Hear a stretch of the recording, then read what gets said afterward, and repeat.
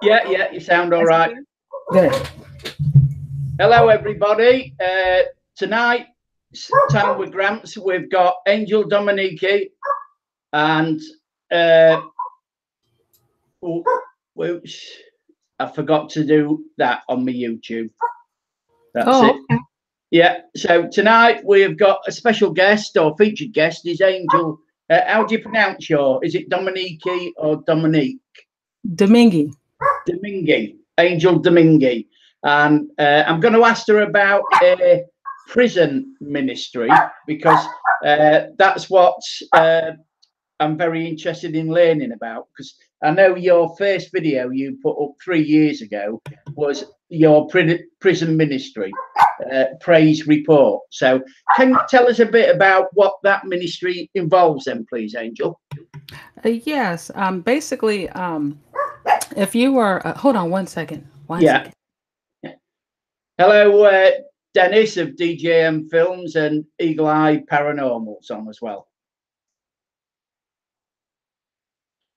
So Angel's just got a few problems with her dogs barking in the live stream. So hopefully she'll be back in a minute. I've posted the link to her site. So please share this on Twitter and we'll find a bit out about Angel, I hope, tonight. All right. Sorry about that. Yeah, that's all right, because I can hear an echo now for some reason. Yeah, mine's off.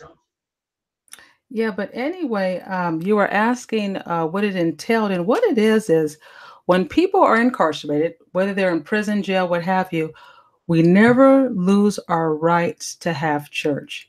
That's one, it's a law. You have the right, if you are a Muslim, if you're Catholic, if you're Christian, whatever helps you spiritually, you have the right to have that. So what they do is they're always looking for chaplains to come in because there's so many people in prison. Yeah. So when I go out to the jails, these are people who actually want to talk to a chaplain, somebody for prayer.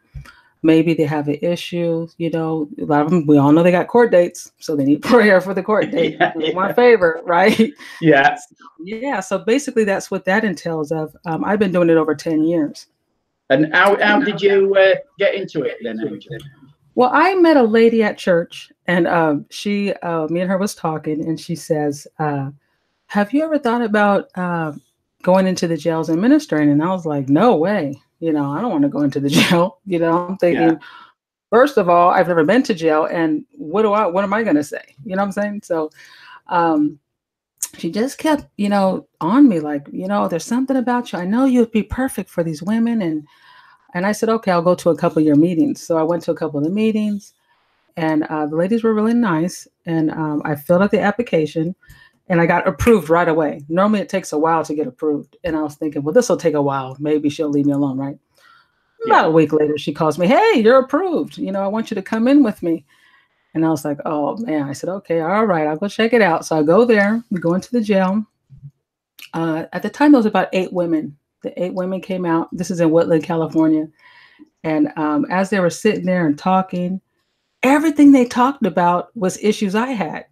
One was divorced and, had an abusive marriage. I was in an abusive marriage. And one was talking about this. And I'm thinking, wow, because when you think about it, jail is a consequence of something because of what you've done. Yeah. Doesn't mean you're a bad person. It just means you made a bad decision, right? Yeah. They're just like us. I've met people in there with master's degrees. Some of the smartest people are in jail. They might have a drug habit, maybe they've been doing a little drug trafficking, whatever the deal is, prostitution, but they're great people, and I've seen a lot of them change. But what got me into it was the understanding of I don't have to be somebody that's been in jail to help you, right? Yeah, fully agree, yeah. And it was funny because I really struggled with it. And one day, the Lord spoke to me and he said, Angel, I've never been to jail like that. You know what I'm saying? We know Jesus was treated, but he didn't have an addiction. He didn't, have all these things on him. He was just love, Yeah. He showed support, encouragement. And I had to get over that I don't have to be Because, you know, even because I'm also an alcohol and drug counselor. Oh, I didn't know that either. Yeah, man, I tell you, Gramps, I got a lot of stuff going on here. That's why I tell people, because they're always judging me. I get these trolls. I'm like, you don't even know who I am. I'm not a bad person, really, you know? Yeah. But yeah, I'm a certified alcohol and drug counselor. And the first thing my clients would tell me is, how are you going to help me if you're not a drug addict? And I'm like, well, I can show you how I live without it. Yeah. And then 9 times out of 10, I end up being their favorite counselor because I listen. Right? And that's the main thing. It's like being an interviewer, isn't it? That you listen to what people say. You don't make decisions because you've got one mouth, 2 ears. So people do not listen. So carry on, Angel. Sorry about that. Just making a point. So I would listen and I would get an understanding, because a lot of times, like even people in jail, people with drug addiction, they all know what they need to do. They already know. I'm not telling them anything that they don't know. The thing is, sometimes it's hard. Like if I go into a jail and I talk to somebody and I say, you know, you got to change your environment. You got to do this. It's hard sometimes. That's a loss. If I'm hanging around with a group of people that are showing me love, despite the outcome, and I have nobody else, you know, especially if you've done 10 years, the first thing they do is, what do they ask you? Have you ever been in jail? Have you ever been a felon? You know, you have all this shame and guilt and all these things. You're trying to move on, you know, and people, even though you've done your time, you really haven't, because when you get out, you got to do jumps and hoops for the family, or people that, you know, you want to get a job from. So it's you know, I love what I do. I get a lot of mail from, you know, because I have a pen pal ministry as well. Yeah. Well, so you are a very, very busy lady then. Oh man, I got Chinchilla writing me, Folsom Prison, jail, SAC jail, because I give out free workbooks to these people. So they love the book. I mean, it just went viral in the jails, and they're like, hey, can you send me a book? And then a lot of times it's funny because they're in jail and there's significant others in another jail. Can you send this to my husband? And he's over here in Folsom. I'm thinking, okay, you're in Chinchilla, your husband's in Folsom, you know, so that's why I'm always asking people, please donate, you know, give a love offering. I don't care if it's $5, $10, whatever, because I give out. This is the book here. This is the first book I wrote. Yeah, cool. Yeah, that's A Turn in My Belly. This is a really good book. This is perfect for people who are Christians that really don't know how to start, you know, and it walks them through everything. They can do a lot of journaling. You know, they can do a lot of dream journaling, because a lot of people have dreams. Yeah. And the Bible talks about God gives us a dream. You know, I don't know what your background is or what you believe in. It's really none of my business. I am a Christian. Oh, okay. That makes it easier then. Yeah. You remember there were people in the Bible that were actually people who could interpret dreams. I think Joseph was one of them. Yeah. And people, you know, especially radical Christians, when you want to tell them something about, you know, some education in the, you know, like dreams, for instance, they'll tell you, oh, no, you're not supposed to do that. Wait a minute. We've had people with power. They understood stones. They understood dreams. They understood, you know, the stars, the moon, astrology. Yeah. Because like the 3 wise men, right? Yeah, those were astrologists. Yes, they knew how to read the stars. Yeah. So, in my book, a lot of people, especially people that are getting off of drugs, and some people may be able to relate to me in the chat if they ever had issues, or doesn't even have to be drugs, but just being tormented in dreams. Yeah. Dreams are signs. I'm gonna tell you, Gramps, my dreams are so on point. Let's say I just met you, right? Yeah, well, you have. I mean, this is the first time we have spoken. I mean, I always say hello to you in the hashtag I am a creator community or any other streams I see you on. Yeah, but this is the first time we have actually spoken. Yeah, well, I had something to talk about when I seen you, because I know you do interviews, and that's why I told you, hey, I'd like to be on your show. Maybe I can come on. Yeah, because I'm starting my new ministry. I'm starting my brand on my channel and all this stuff. I said, so now I have something to talk about. Normally when you collab, you know, we just talk about some of the same things. Yeah. It's all right. It's all right. Just got a phone. Who's in the chat? We've got Eagle-Eyed Paranormal. We've got Geraldine Pipper. We've got DJ M Films. We've got Mopar Arts. We've got Gerald. I've mentioned Geraldine Pipper, and we've got who else have we got in the chat? Jaded Diva. So quite a few. Hey, Jaded baby. What's happening, Jaded Diva? How's everybody doing? Tweet this out. Let's get people in here so I can say hello to them. Alex Smith, he's just come in. So I've just got to send a message because someone's just phoned me up. I always get phone calls like you. Yeah, well, go ahead and get it. Oh, no, it's all right. I'll phone back later at the end. Oh, and Brad's in as well. BTD. Oh. Hello, Brad. Nice to have you BTD. Yeah. That's my brother. Yeah, I know. Yeah, it's part of the hashtag I'm a Creator community. Yeah. He's a moderator on that as well, like yourself. So can you tell us a bit about yourself then, Angel, before we go on a bit more about the ministry that you're doing? Sure. Florida. California, innit? Yeah. California, except Florida sounds nice. Maybe that's a sign? Am I going to Florida, Lord? I don't know. I've got no idea. I receive it. That sounds good. Yeah. But I'm originally from San Francisco. I was raised. Look out.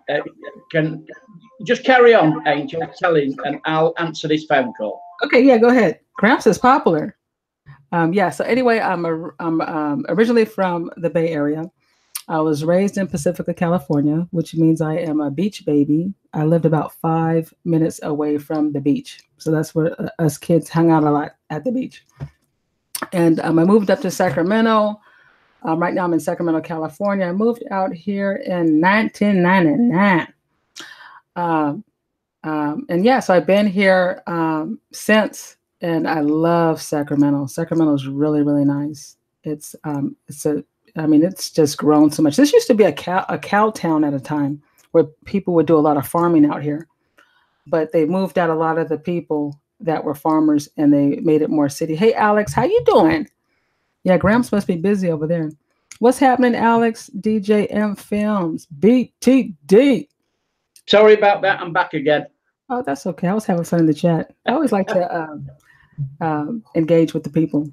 Yeah, so do I. And we've got Drone Anonymous. Evening to you, Drone Anonymous. Nice of you to join the chat. Oh, 1 dislike already. Wow, that's good. A dislike? No. Yeah, I always get 1 dislike. Normally 1 on most interviews I do. I don't know why, but that's it. It's a view, and that's all I can say. View's a view. It is a view. Whether it's they don't like my style of interviewing people or whatever. You can't please everyone. I've learned that through life. Yeah, I turned mine off. Turned mine off, and also my sub count off. I just turned them all off because it was such a problem. Yeah. How many subs you got? You should have more views. You should have this. You should have that. And you know what happened? The minute I turned off my my ups and downs or whatever, the likes up and downs, I turned off my my sub count, I got a slew of people coming at me now wanting me to review stuff for them. Because see, the thing is, it's hard to judge somebody if you don't know what the sub count is. Yeah. Because like if you look at my older videos, I probably had 1,000 hits, 500 hits. I think the first time I got monetized, it was 18,000 hits. But then when you look recently, like the last couple of months, 300, maybe 150.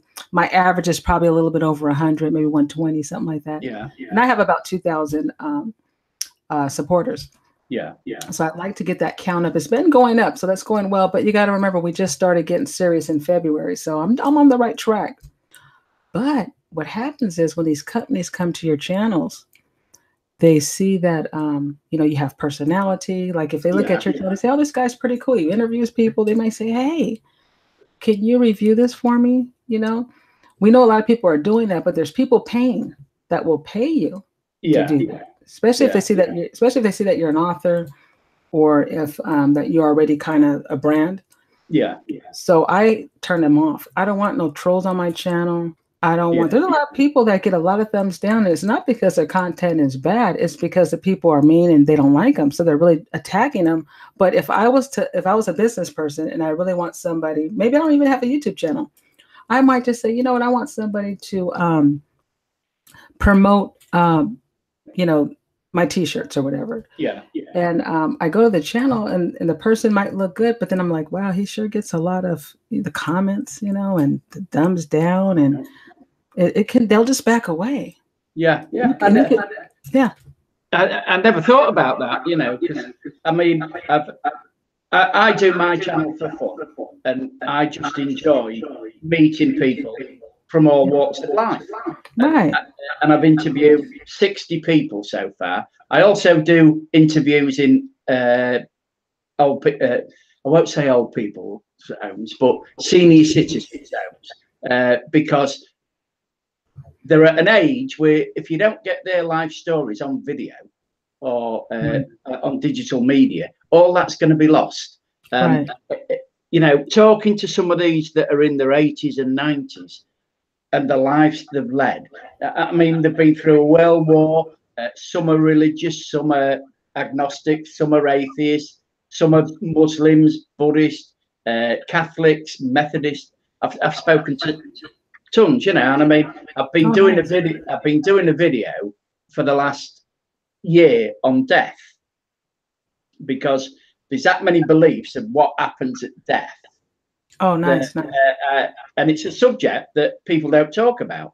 Well, let me ask you this right quick, because I just did a video with a pastor about heaven and hell. Yeah. And the question is, do you believe there's a hell?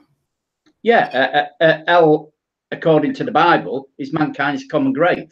There's not a place where you're in a fiery torment. Hell is mankind's common grave, because Hades and Sheol literally translates to mankind's common grave.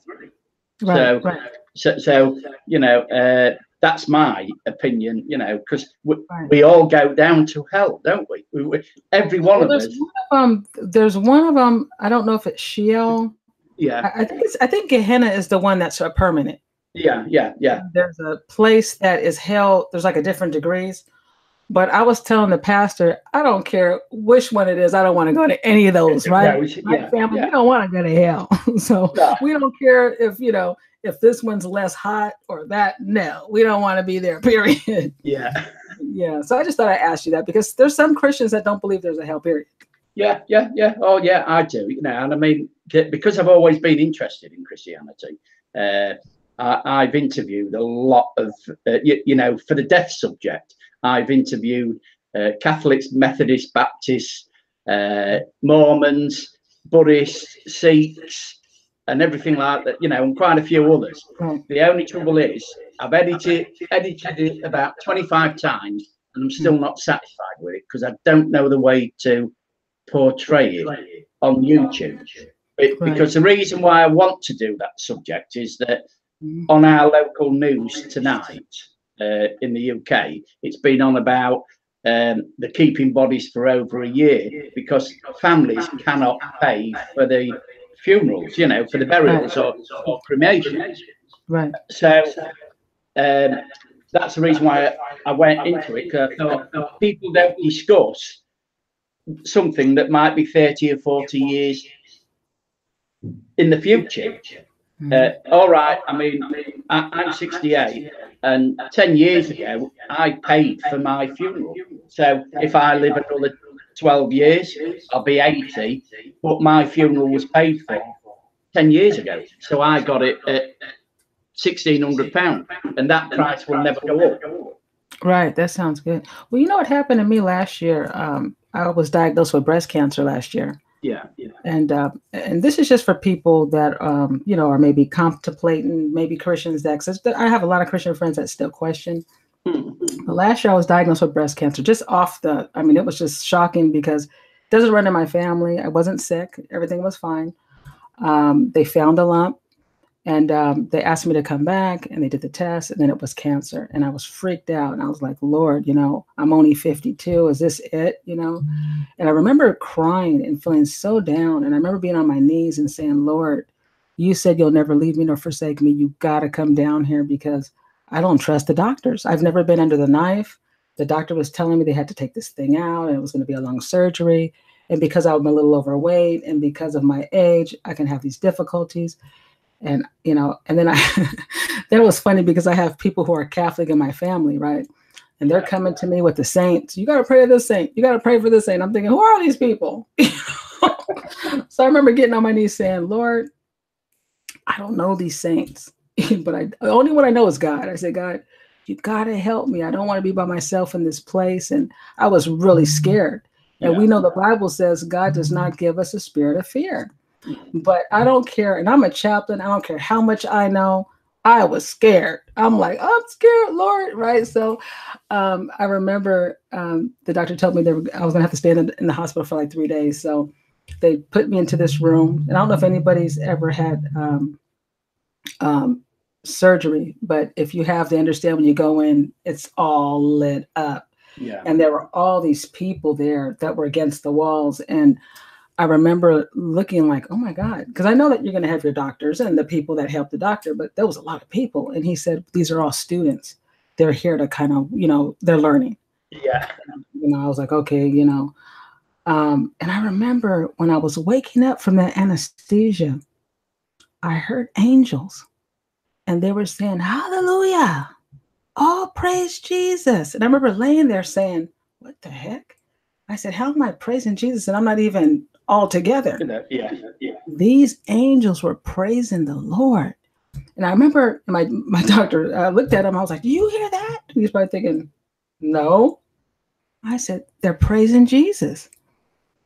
I never forgot that, Gramps. And now, like when I get people that don't understand Christianity or they're not sure, I always tell people, just go to God yourself. Don't look for the best church. Don't look for what other people are saying. I believe in God is because I hear his voice. I believe in God. Because there was one time I was sleeping and I was waking up and I was so scared. I heard God's voice really loud, Gramps. He said, one God, one God. I said, okay. And I woke up because the day before I was talking to a Jehovah's Witness and me and her were arguing because they don't believe in things that, you know, I believe. And she kept calling me, trying to get me to become a Jehovah's Witness. And I just told her I wasn't doing it. You know what I'm saying? And the Lord, he set me straight.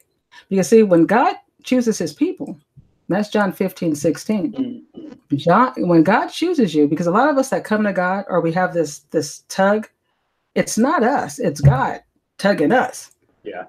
And he says, my people hear my voice and they will follow me. Yeah. So I always tell people, you have to get right with God.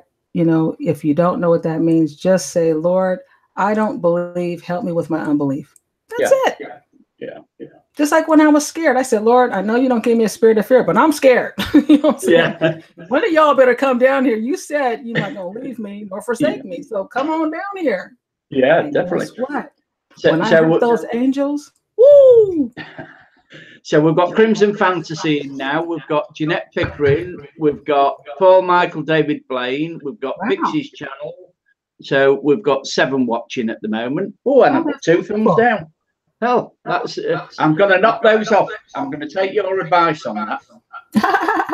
Well, I had to because, being a part of the hashtag I'm a creator and being a, a big supporter on that. A lot of people, they don't like somebody in the community. They're going to come after the people. So a lot of us got attacked. I got attacked. I got, all kinds of stuff. But, I'm thick-skinned. Like, I keep telling people, I'm a child of the Most High. Be careful because I go to God and he hears me and I hear him. Yeah. So he's going to deal with you people. Yeah. So I hated to have to shut everything down. But right when I did, I got blessed. Yeah. I started getting people wanting to pay me to do some things, review some things. And I got some free product on people that didn't want to pay, but, Yeah. So no, God is good, and sometimes, like you said, a view is a view. Yeah. So how did you get involved in the hashtag I am a creator community? Okay, I got involved. I was already monetized, and I was just about getting serious with my YouTube channel because when I got monetized on one video. I did a video on my DNA, and that hit like 18. I know at the time it was 17,000 hits. Yeah. And at the time, you only needed 10,000. So I was monetized, but YouTube didn't really pay too much, and I was already making good money, and it was so I didn't really take it serious. I was just doing what I was doing. And then when I started doing my books and I wanted to do my brand, I said, you know what, I'm going to start getting serious on YouTube.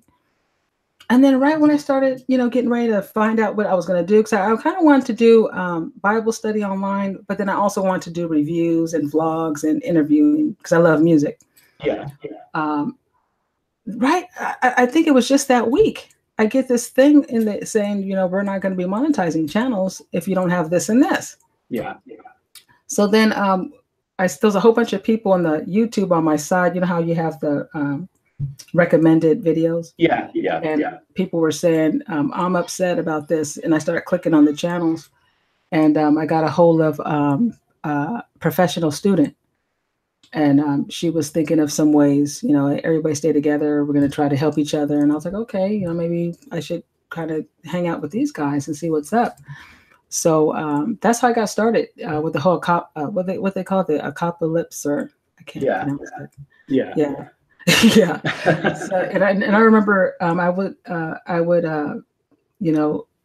leave a comment for a professional student, and she would leave me a comment, and she said, hey, I'm going to give you a list of people, and I'll put you on the list, and we're going to help each other. And so, so we really, that was way back, I think in January, early January.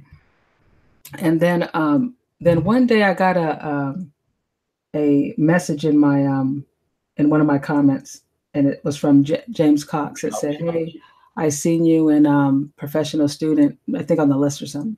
Yeah. And he says, this, how you connect with each other. So I connected with him on a live stream, and it was just like us, like just a few people, like maybe 10 of us. Yeah. And he was talking about, sticking together, and we have to, try to help each other with the videos and do the playlists, and, same thing professional student at the same time was doing, except with professional student at the time, she was getting ready to do her finals. Yeah. And she was telling us, hey, I can't be here because I gotta finish my schooling. And then I found out she was a single mom. I was like, wow, she's doing all this, and she has a child, and she's in college. Cool. So yeah. So is that's who you're having on your channel in about 3 hours' time, professional student. Oh, I'm sorry, what was that? I said that's who you're having on your channel in about 3 hours' time, I believe. Yeah, she's going to be on the Lady Bourget show. Oh, yeah. So, have you ever seen the Lady Bourget show? Yeah. Because I saw you on with Gemma and someone else the other night. I was watching. Oh yeah. Oh, Gemma's. I love that little young lady. She's awesome. She is awesome. Yeah, but so she's going to be on the Lady Bourget show tonight. Yeah. And they invited me to come on the panel. So I was going to check. I think that's if you guys want to go, that's at 4:00 Pacific Standard Time. Yeah. If you put your put someone in the chat then. Do you have me as a monitor? No, but I'm going to make you as a moderator then, and then you can put the link into that then after. Oh, okay. Yeah, they can come and ask questions. Because a lot of people want to know how a lot of people got together, and there was some mix-ups of how. So now they can ask her questions because she was there. But so then when I connected with James Cox on his live stream, it was just like maybe probably 9-10 people, and he was telling us, we stick together and don't think yourself as a small channel. We got to think big. And so I just kind of hang there. And then professional student, she was finishing school, and then she had gotten sick. So she was offline for a little bit. Yeah. So I just kind of stuck there, just stuck with James Cox, and we was doing our thing. And gosh, I met some awesome people, man. All the people that came through there, man, it made the experience so much better on YouTube. Yeah. Oh, yeah. Because I picked up quite a few supporters from the hashtag creator community. Okay, I'm gonna try to. I'm looking for her. I'm just going to say hello to Thorn Draven and Foundation Ariel, Brian. Thanks a lot for joining the stream. And I'm interviewing Angel tonight, who's prison minister, and she's written. How many books have you written, Angel? 2 books. 2 books. And are you writing any more? Hello, Darwin's Ronin. No, I'm hoping this is my last book, unless you know the Lord puts that desire in me. But it's not easy writing books. Yeah. You know, the first one, the first one was easy because it made my job easier as a chaplain. Because I would sit down and I would talk to some, you know, young people, and they didn't really understand Christianity. And it's hard to do it in an hour because you only get to visit for an hour. Well, that's all. So, how many times a week do you visit the prison center? On Sundays, I go to Woodland. Yeah. And that's maybe about 45 minutes away. Once a month, I go to Sonora, and that's about 2-3 hours away. And then on Thursday nights, I do a class for the main jail. Yeah. And then on Saturday mornings, I go to juvenile hall for the younger kids. And the kids are awesome. Kids are so open. They're just different to minister to. Yeah. You know, I love to minister to the teenagers. And it's sad because a lot of them, you know, they don't have a family. Sometimes they're just, because when you're in juvenile hall, you're waiting for either, you know, CPS to release you to your family, or you might be going to a group home, you know, or you may be going back to where you're from, because there's a lot of runaways that aren't even from Sacramento. So you meet these, and then you go in there, and there's this little, you know, kid, just, you know, precious. It's like, the first thing I want to say is, what did you do? But you can't. And I always ask them, you know, why did you want a chaplain visit? And they're so cute. I want you to pray for me. You know, I go, oh, wow, you know, and then I get to tell them, do you know anything about Jesus, or what do you know? And sometimes they don't know too much, you know, and it's just precious. It's just precious. Yeah. So having a book, and they love when they get the book. Oh my gosh, I get so much. I mean, every week we have, you know, the lady, Leanna, that does a pen pal, she gets me stacks. Yeah. They want books. They want more books. And I say, okay, you know, but they just love it because they can write in there. They can read. They're like, oh, I get it now, you know? Yeah. Because I tell anybody, if you want to start off in the Bible, start in Luke. Start in the book of Luke, right? Mm-hmm. And because some people don't know where to start. You know, you can start in the beginning, but if you go to Luke, or the first 17 pages, or you could read the first 17 pages in Genesis and then read Luke, and you'll have an idea. Yeah. But writing that first book, it really helped. It made my job easier. So it was easier to write because I knew what the ladies would always, what they got stuck on the Holy Spirit, or they'd be stuck on this. And I was like, okay, let me write that down. So I was able to give them a tool that they could use with their Bible. So that was awesome. The second book was more of a, it's more meat, you know, and it was a lot, it's more about the generational curses. Yeah. And because some people don't believe in curses. Yeah. But there are some things that we allow, you know, you could, perfect example, generational influences. Yeah. Yeah. You know, the father doesn't believe, so he does any old thing. The kid follows the father. Yeah. So you're under the same old consequence that you get outside of this kingdom. So the second book was it was a hard book to write, you know, and it got deeper into Christianity. But it's an awesome. They're both awesome books. But I think the first book was the one that it's just easy. Yeah. You know? So how can, if anybody wanted any of your books, it was in the chat or watches this video back later, how can they go about getting any of your 2 books? Yeah, they can go on Amazon, or I'll type in my my website, but they can go to Amazon, just type in Angel Domingue. Yeah. So even if you connect with me now, and you go to my any of my videos, it all has my all the information for Amazon, and I'm going to put in my website right now. Yeah. Hello, Amy. Who else we've got in? Amy, Alex Smith, Jeanette, and Chris are still in. So I got your channel up now. Yeah, I have. So I'm just going to put the link into your channel as well. Oh, thank you. Because I didn't get my iPad. I'm on my little phone. So it's kind of hard to type. Yes, I appreciate if you could put my. How many people we have in the chat right now? 9. That's perfect. I want to give somebody a free T-shirt. This is my new shirt that just came out. See if you can see it. Yeah. Tweet this. It says, tweet this out, baby. That's what I'm talking about. I got it in the red and I got it in the, this is so cute. And especially if you have your YouTube channel, because while you're sitting down, people will see tweet it out. They're going to tweet your site out.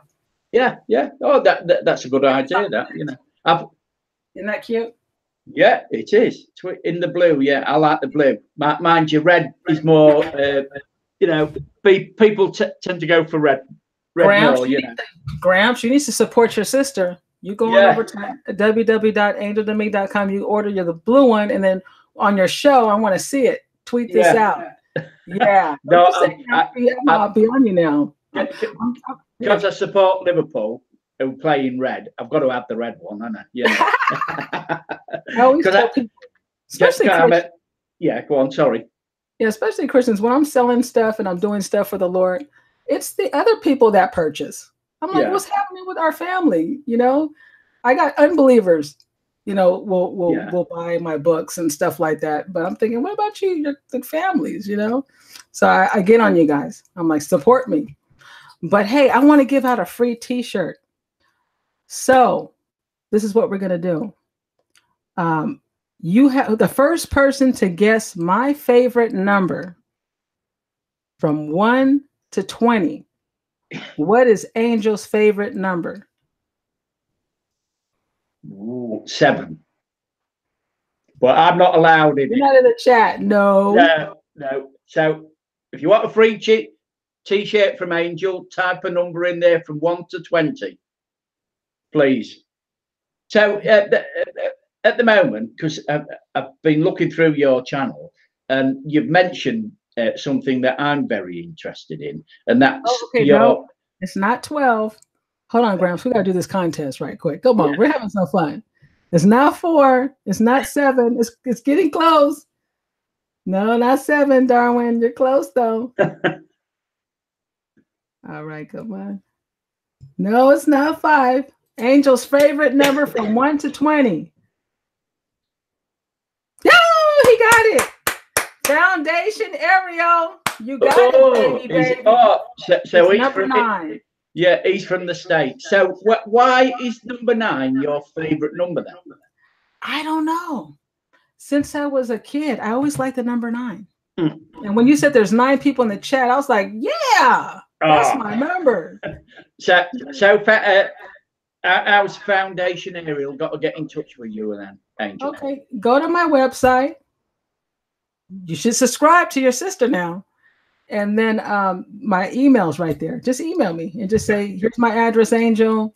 And, you know, tell me where you want me to send it. And then put your size. What size are you? I have them from small to 5X. So it doesn't matter how little or how fluffy you are, we have your size. Oh, so well done. Foundation. Yeah, well done, Foundation Ariel. Is a drone person on my channel, Foundation. Oh, cool. Does he have a channel? Yeah, Foundation Ariel.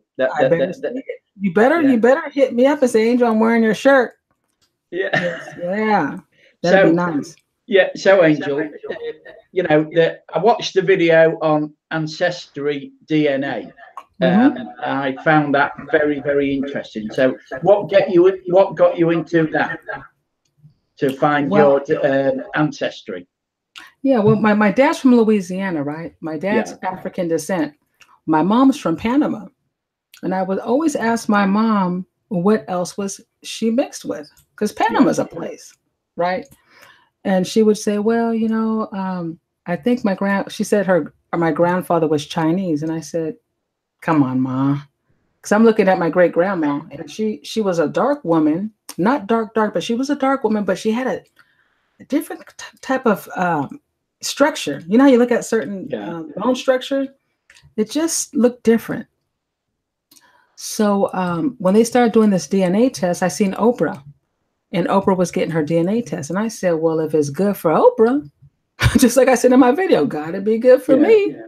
So I contacted African Ancestry and I said, look, I want to find out what's on my mom's side, because I already know my dad's side. And they sent me the kit. I followed the instructions. And do you know what I'm mixed with? Native American. Yeah.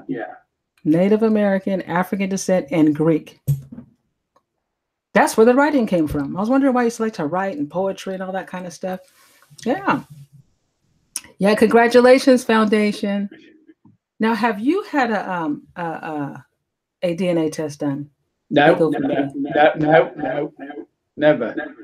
All right. I had 2 of them done. Yeah. And I had 2 of them. What did the first one find out then? The first one found out that I had Native American in me. And the second one found out I had Native American in me. I just wanted to confirm. Yeah. But it made sense because I was trying to track my bloodline to the Lord's, right? Yeah. And everybody kept laughing at me. Well, guess what, Gramps? God spoke to me and he said, what you seek comes from your mom's side. Yeah. Oh. Yep. I'm telling you, if you get right with the Lord and you believe and you know in your spirit, dreams, Gramps, like that's what I was telling you. Remember we were talking in the beginning when I said if I met someone like you, right? Let's say I met you, and let's say you were interested in me, right? Yeah. Come looking on, you know how Gramps best. And he comes, Gramps come with his little accent, and says he want to be with Angel. Well, guess what? I would have a dream, and I could see your face if you were a bad man. Mm. That's how deep your dream can be. Yeah. It warns you of people. Some people have vivid dreams like that. Yeah. Agreed. Yeah, I agree on that. But the problem is when I like somebody and then I get a warning, then you got to see them the next day. It's like, So what was the warning about me then? Because I've got a bad boy side as well.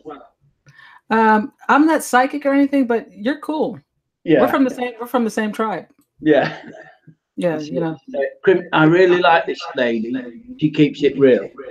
Aww. So, yeah, Crimson. Who said that? Crimson? Yeah, he wanted to come on the panel. So I'll invite him on because he said he was interested in. He said he was interested in the your prison ministry. Oh, come on, Crimson. You come hang out with us. So I've just invited you on, Crims, Steve. Yeah. And sometime, another time we can come and hang out, and just hang out with you and spend more time. Yeah. Well, this is it. I mean, I've been trying to get in touch with Vern because I've sent him a couple of emails and he said yes. And he says, so I said to him Thursday night, 9 p.m. and I haven't heard anything back. So, yeah, you usually get that, I mean, when you invite people on to be interviewed, they say yes, and then you never hear anything back, I mean, there's about, like Casey Neistat, I've always been after him. Ben Brown, I've always been after him. The big ones, never interested. But the small YouTubers tend to say yes, but then you try and contact them and they never get back to you. And this is what I can never understand, because I would have thought that people would have liked networking. Yeah, me too. I think what happens is because that happened to me too, because on my channel, you'll see I do a few collabs with people, interview their music, I've contacted a few people that would email me and say, yeah, I want to do it. And then the day of the interview, I had one guy say, you know what, I have to do something. And then one girl told me, my internet went down.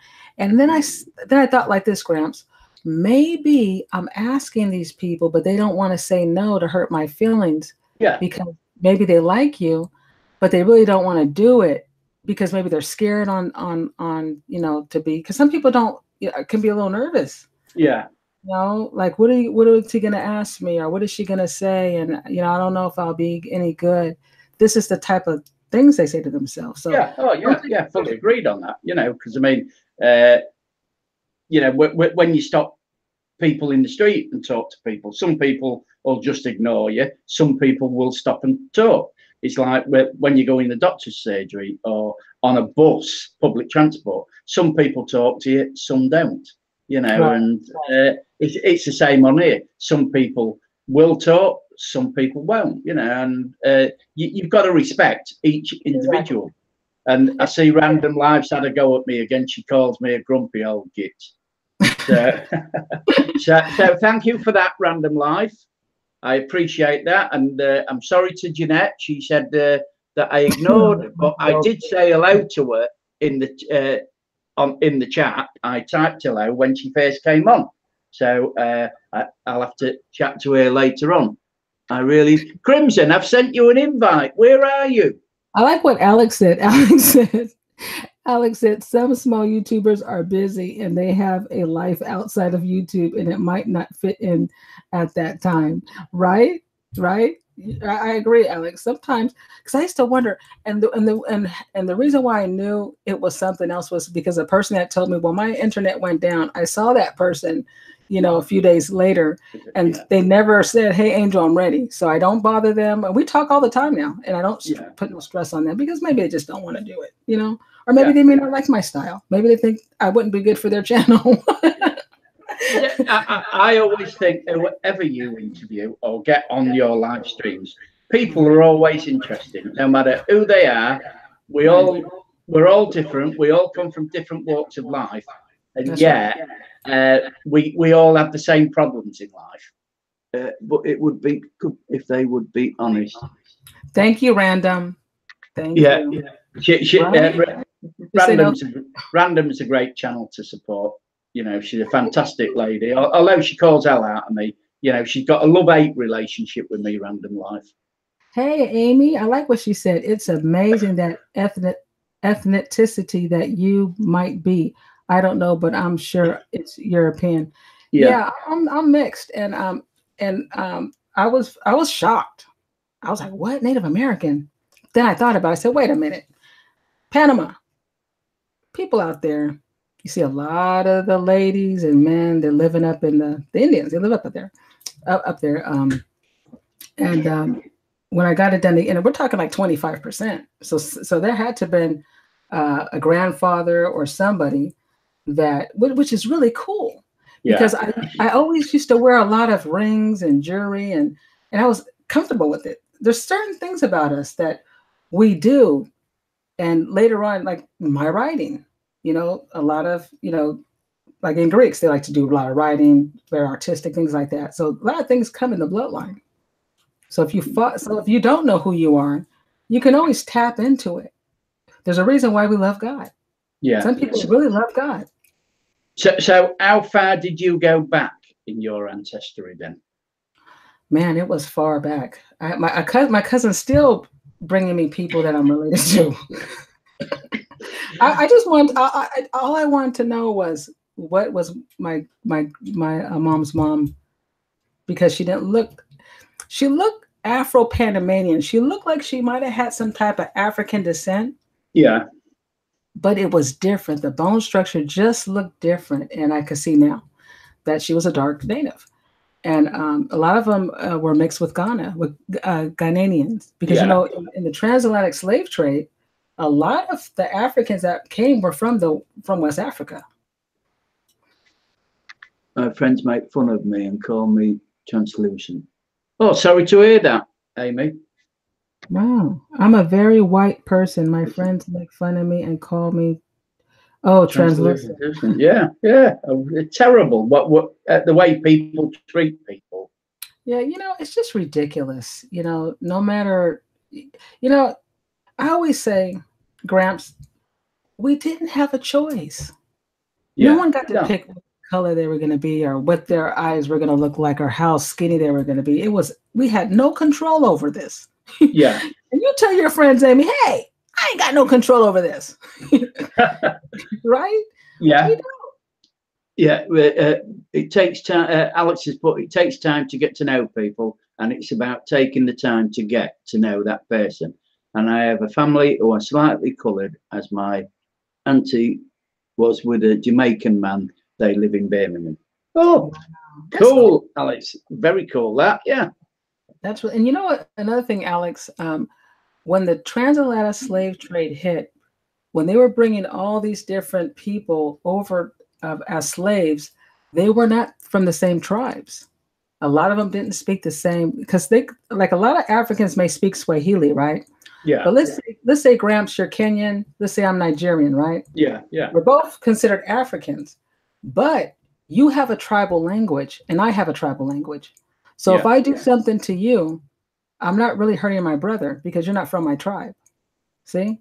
Yeah. So they had all these people that came out here, but a lot of them were different. Some of them were into voodoo. Some of them didn't. Some of them were Hebrews. Some of them were Hebrew people.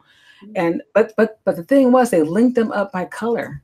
Yeah. And that's ignorance. We're always linking up people by color, and you can't do that because you don't know what's really in that person until you really test it. Yeah. So random life thoughts. Isn't there a link between American Indian and Chinese? Also, there was Chinese immigration to Panama in 1850. Oh, he's right. A lot of them were working on that canal. A lot of them were in the service.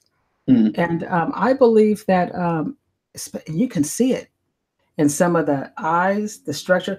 How many dark Chinese people do you see? You know what I'm saying? Like, look at Buddha. If you look at Buddha's hair, it's coiled. No one ever talks about that. He might have had an afro, but he's right. Look at how big China is. There's millions of Chinese. The history is long. And remember that guy? What was his name? The one that was running around sleeping with everybody. Something Khan. Can't think. But he was intermixing with a lot of people. Yeah. And let's face it, in slaves, some of them slaves and masters liked each other. Some of them were in love with the I'm not saying the slave master, but I'm saying, you know, when slavery was over, there was a lot of people intermixed that really loved each other. They really wanted to be together. That's when they came against segregation. So, you know, back in the 1950s, whenever, they were intermixing. So at the end of the day, a lot of us are mixed. You can be as white, you know, as translucent if they call you, but you might even have 10% African in you. Yeah. It could be whited out. Yeah, and but this is it. Most people don't check, do they? You know, most people never look into their ancestry. Many people don't look into their own DNA. So yeah, I really wanted to for the longest. I was saving up money. I said, man, I gotta do this. Yeah. When I found out, it really just opened up to how much. I mean, I have different things in me. This thing, African descent. Yeah. Native American and Greek. That's a lot. And we're not talking 2% here. We're talking Greek. 40, 25. I mean, this is who you are. Yeah. Greek as well. Greek. You have got a lot of mixed blood in you then, Angel, haven't you? But guess what? I'm very talented. You are. I'm not being stuck up, but there's a lot of things I do. Yeah. I can actually just do stuff. So what other talents have you got then? You know, because I know you're an author. You're a prison. You've got your prison ministry. When I was younger, I was writing. And a matter of fact, I'll show you this. This is my poster. I used to be a hip hop artist. Yeah. Can you see let me see if I can move this so you can see my poster over here. See, that's me right there. See that right there, hip hop diva? Yeah. I used to do shows. Yeah, I used to do shows. I had back then they had 12-inch singles and cassette players, and I was on had my own, you know, music. I used to produce music. I used to own a cleaning company. Yeah. So very talented then. So what type of music you into now then? Hello, Ruby Slippers. Now I like if you were to go into my car, you would find a whole bunch of Christian CDs in the 80s. I love the 80s. Yeah. You know, I love the 80s. It was fun. You know, LL Cool J, people that were into hip hop that didn't use all that crazy language now. It was fun. You know, Bon Jovi, you know, he was fun. I like some of the rock, you know. What was that rock group I used to listen to a lot? Aerosmith. I liked him, yeah. Yeah, you know, he had good songs. And yeah, so, and now I like a little jazz, you know. But like if you see me on my videos and I'm dancing, you can hear the songs I'm dancing to. They're kind of, you know, just nice upbeat songs. So I'm versatile. And I can listen to some old AC/DC. Yeah. I like some of the old AC/DC songs. So I'm really versatile. But at the end of the day, what Angel listens to the most, probably most likely will be Christian and some 80s. Yeah. So who is your favorite Christian artist at this moment in time? Probably my favorite. You know, I really don't have a favorite, but I do like Hillsong. Hillsong has a lot of good songs, don't they? I mean, Random Life's just said, have you still, as hip hop diva, got some of their music that she can play? Oh, you know, if you Google what was the name of that Barry. song? If you Google my song, it's called I Get Five More. You can find it. Somebody's selling it. I don't even know who's selling my and they're not selling it cheap. And you haven't got any royalties on it then? No. I was doing, I had that's another thing. I had my own little company, Flying High Records. But what happened was, I think the people that used to make those, wax them on the records, maybe after all the years, they just kind of sell them to people. But if you Google, I Get Five More Hip Hop Diva, I know it's there because not Remy Moore, but Wonder Music found it. He said, "Hey, I found your song." I said, "No way." And he's the one who told me where my song was. So what's it called again? It's called I Get Five More. And you can play it because you won't get any strikes or anything on that song because nobody really, it's just an old, you know, hip hop song I did back in the day. But it was very popular. I Get Five More. Yeah, did you find it? I don't know. I've just put. Let me see if I can find it on here. I could pop it if I could.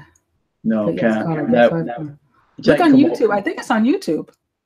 Go to YouTube and type in "I Get Five More," and you'll see Hip Hop Diva. Oh. Get the number 5 more. And it's a lady on the record. So this stuff on there. Diva.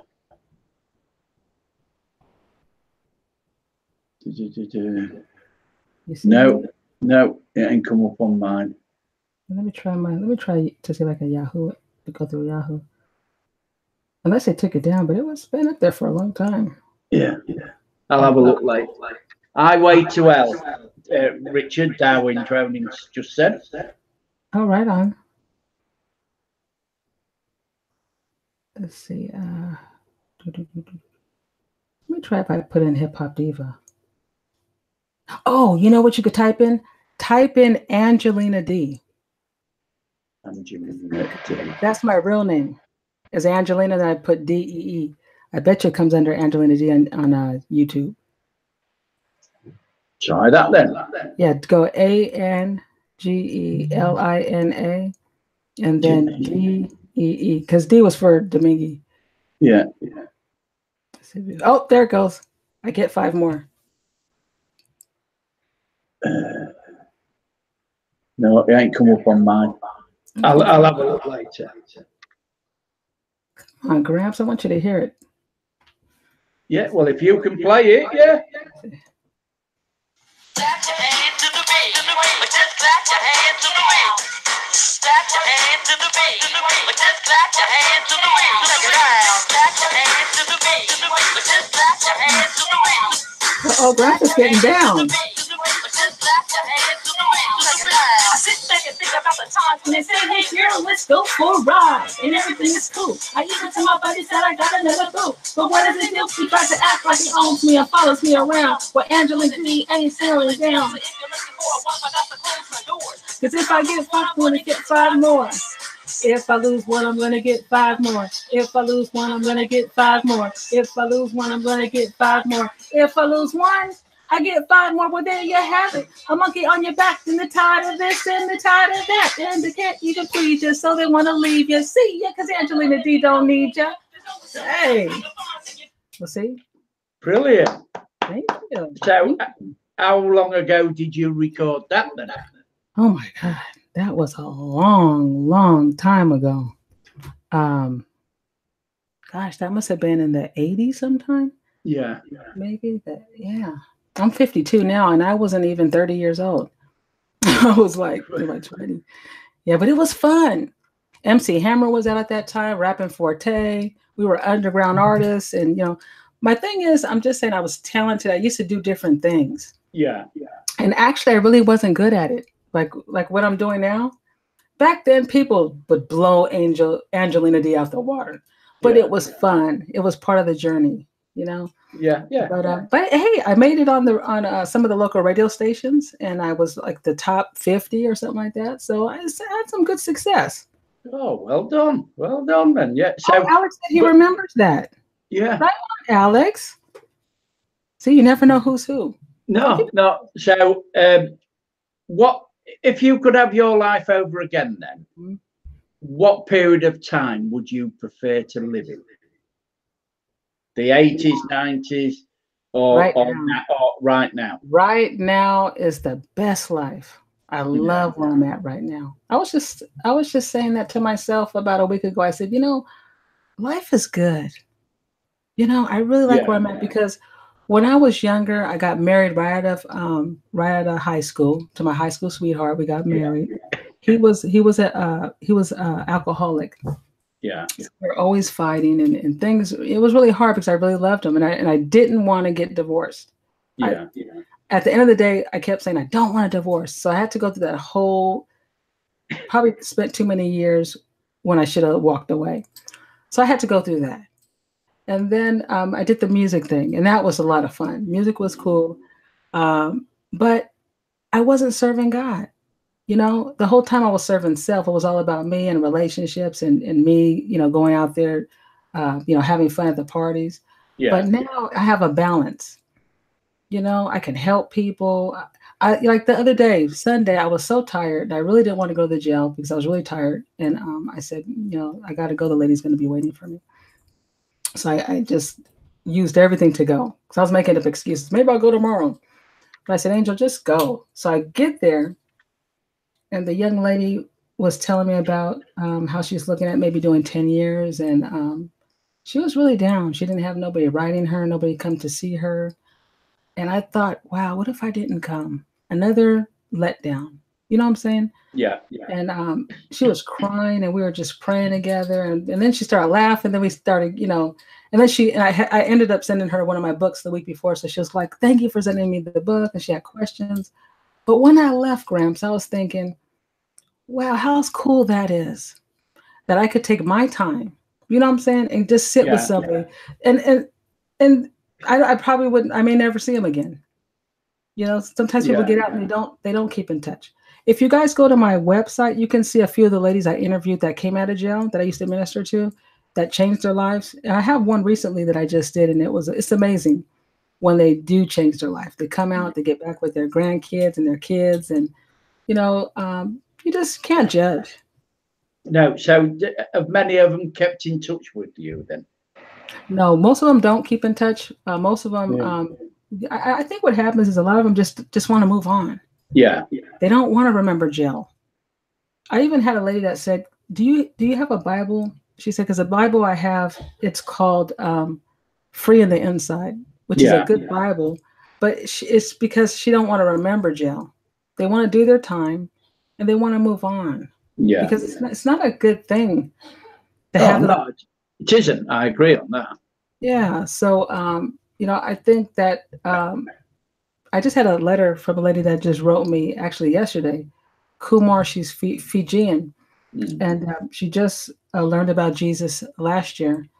And apparently, they're saying she killed her husband, right? She's been fighting and fighting. But I keep having a feeling they don't have enough information. I told her, I said, there's something not right with this. I think you're going to be okay. Let's pray about it. Let's see. And she just wrote me. She said, man, she says, looks like I might be out of here pretty soon. I was like, right on, So sometimes they will write you. Like I didn't go last month because my ID expired. I had to redo my fingerprints. Yeah. She wrote me. She says, where are you? We haven't seen you. Are you okay? Sometimes they actually start caring about you. Yeah. Random Life Productions has just said you should do that tune live. Oh, wow. Yeah, that might be fun, huh? I'll do it on my channel. I can put my equipment over there in the living room where I have space. Maybe I could throw in some moves. Yeah, you'll have to do it. You'll have to do a collab with Random Life Productions. Yeah, me and Random Life be like, hey, if I lose one, I get 5 more. We'll be like, hey, get Remy to do some music or add some updated beats.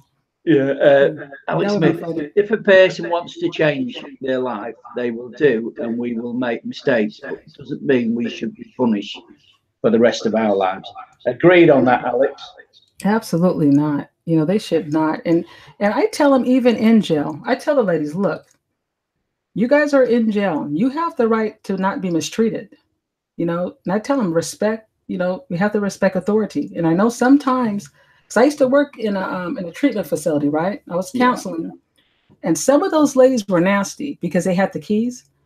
And whenever a client had a toothache or if they were sick, they would say, hey, can I get, they always had to ask. Everything was locked up. If they needed deodorant, we had to get it. And I would sit at my desk and I'd see the client come in and ask for something. And then the person don't get up. And I would start saying, you know what? I was wondering, why did I'm getting so many people that come? When I used to do the graveyard shift, I used to get people coming to me. Can I get this? Can I get that? I'm like, it's midnight. Why didn't you guys get this in the day? They don't bring it. I used to get so irate because some people are just mean. They feel like you're lower, so they're going to treat you in a kind of way. Yeah. And karma will get them, but that irritated me. And when I go in, I treat them just like I'm treating you or anybody else. I could have been in there because many times I kicked my husband through the closets when he was drunk and we were fighting. Yeah. All he had to do was pick up the phone, and they could, I touched them. I could have been in there. Yeah. So how many years did you go through abuse from your husband then? Probably. Good question. Because I was in my 20s. We were married 8 years. Maybe out of the 8 years, probably a little less than half the time. Yeah. Off and on. But not just physically, but we're talking verbally, because abuse is abuse. Yeah, I know. Yeah, because I did a live stream on domestic abuse. Yeah. On men and women the other night. I wish I'd have been there. Yeah, because I'm going to do part 2 and a part 3 of that series. So, I'd like to invite you on to. Yeah, definitely. I could share some stories. Yeah, because what was mentioned quite a lot in that live stream was that you seem to take it. Women take the abuse because of the love they've got for their husbands or the partners. But you know what? When I think back, I think it has to do also with low self-esteem in yourself. Because what really peed me off with my ex-husband, I was going to leave him anyway.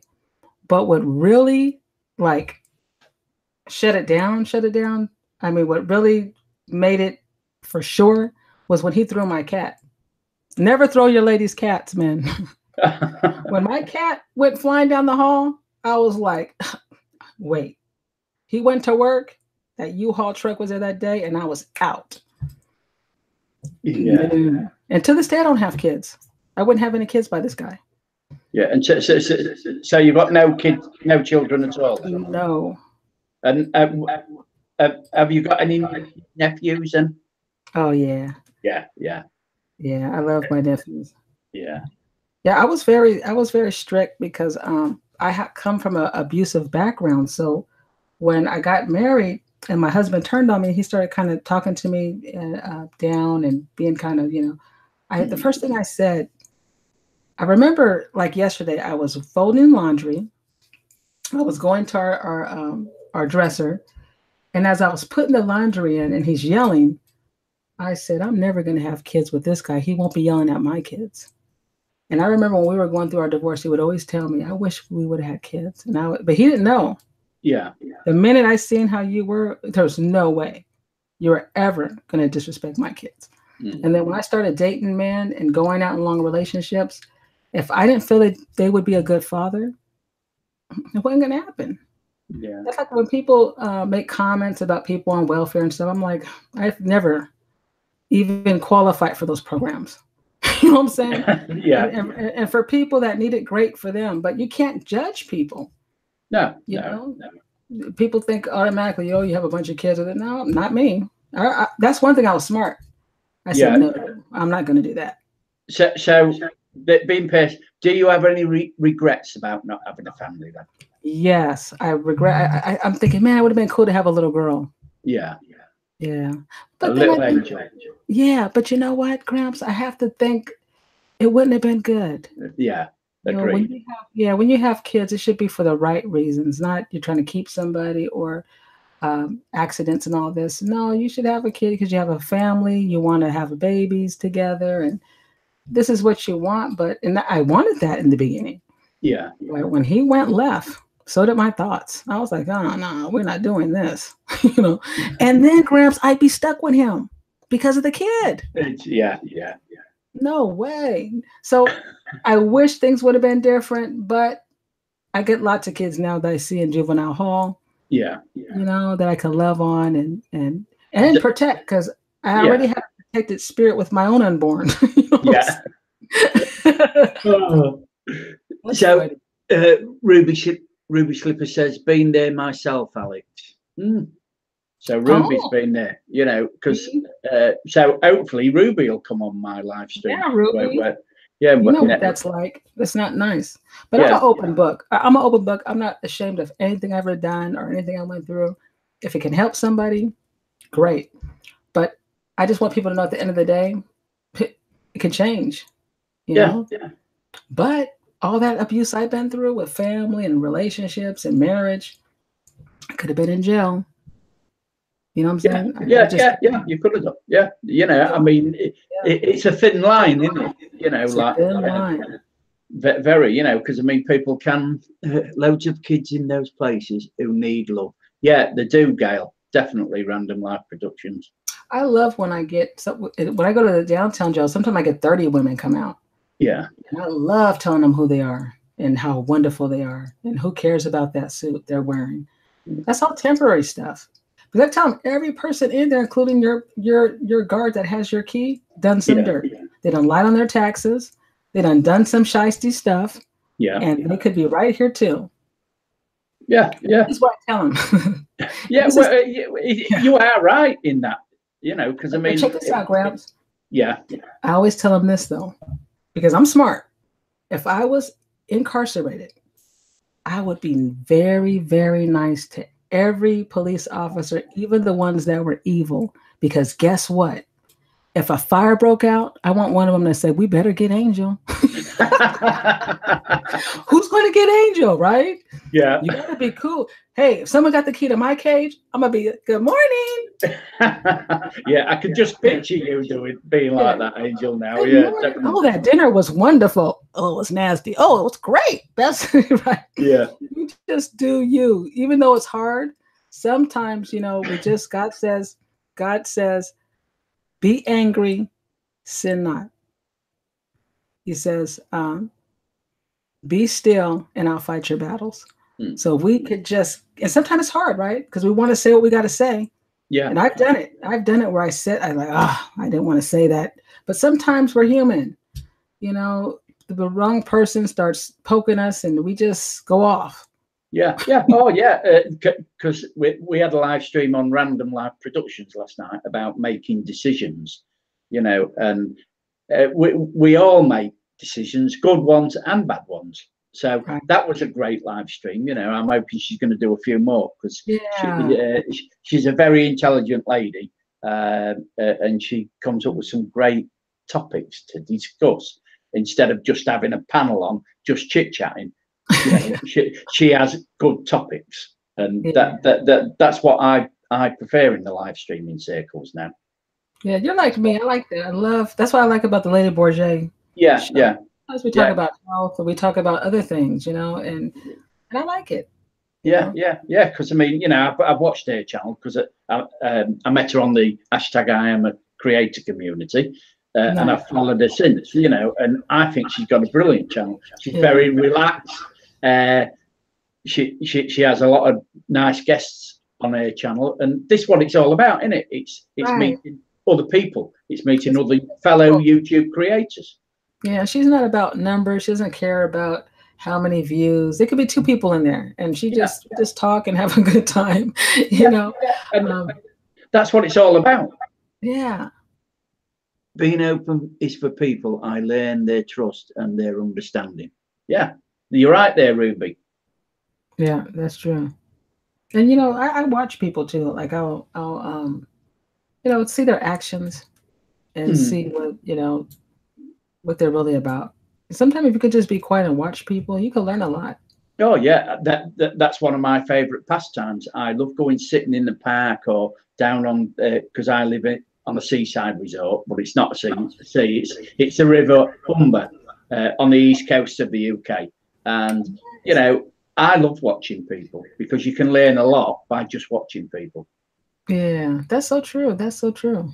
You know, and I mean, one of my other favorite pastimes is walking through graveyards because you know, you look and you see how 50, 60 years ago, people only lived on average to about 40 to 50 years of age. Now it's getting to 80, 90 is the average. Right. Yeah, I never thought about the graveyards. Yeah. I don't even know where the nearest one around here is. But in the Bay Area, there's a lot of them. You see a lot of the different graveyards. But I don't think when I was a kid, I know some people used to go to the graveyards and play around and do stuff, and I never really was into that. Yeah. Well, I think it's peaceful. You know, you go around and everybody's dead, laying down. Yeah. But you look and you think, oh, how peaceful this is, you know. But I mean, reading some of the inscriptions on the gravestones, absolutely fantastic. Ruby, could you imagine if Gramps was your real grandpa? Come on, honey, we're going to go to the graveyard. Yeah. Yeah, we're gonna go stop over at Subway, get us a couple of sandwiches, and forget the birds. No, we're going to go sit at the graveyard. It's peaceful. Yeah. Never thought about that. Yeah, but you know, it's peaceful. It's hey, I'd go with you. I mean, hey, if I lived out there, I'd say, hey, Gramps, what's up? Let's go to the graveyard. Yeah. And you can have time to talk, look up, and listen to the sounds of nature. Fantastic. What's she put now? I've got to get back to West Brompton again. That's a wonderful place. It is random. It is. So anyway, because you've got your live stream to do on Lady Bourget. Yeah. So I thank you for coming on this live stream. I would love you to come on the panel when I do my domestic abuse second live stream. If you would come on for that. Yeah, Angel. Yeah, I know. Yeah, and I'll just send you the link and everything. What days are they normally? Because I'm only off. I only usually do interviews on a Wednesday night because I only usually do one. Yeah, Wednesdays are perfect. So Tuesday or Wednesday is when I would do my live on domestic abuse. But I'll email you first. Okay. Beforehand. And then Wednesday, you'll know. Okay, so thanks a lot, everybody in the chat. I'm going to finish the. See you later, Keith. Enjoyed this. Okay, thanks a lot, Random, and I'll see you all on the next time with Gramps. So bye, everybody.